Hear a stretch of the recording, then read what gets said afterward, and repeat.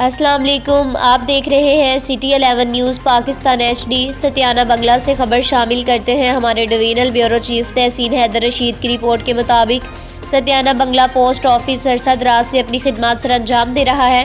सतियाना Bangla post office की हदूद गिरदोरवा 80 गाँव पर मुश्तमिल जो पोस्ट ऑफिस कामला पैगाम रसानी कर रहा है और बड़े एहसन अंदाज से पोस्ट ऑफिस कामला ड्यूटी सर अंजाम दे रहा है। बदकिस्मती से सतियाना बंगला की अपनी ज़ाती जगह नहीं, कभी ये किसी रोड पर और कभी और रोड पर शिफ्ट हो जाता है, जिससे आने वाले साइलिन को सख्त मुश्किलात का सामना होता है। सियासी समाजी हलकों ने और सिविल सोसाइटी और मौजूदीन chief executive post office Faisalabad, secretary मुवासलात, डिप्टी कमिश्नर फैसलाबाद और आला हुकाम से मुतालबा किया है कि सतियाना बंगला पोस्ट ऑफिस को गवर्नमेंट की जगह पर बनाया जाए।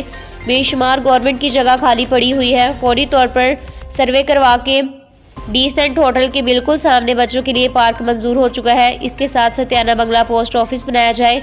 मजीद खबरों के लिए देखते रहें सिटी 11 न्यूज़ पाकिस्तान HD।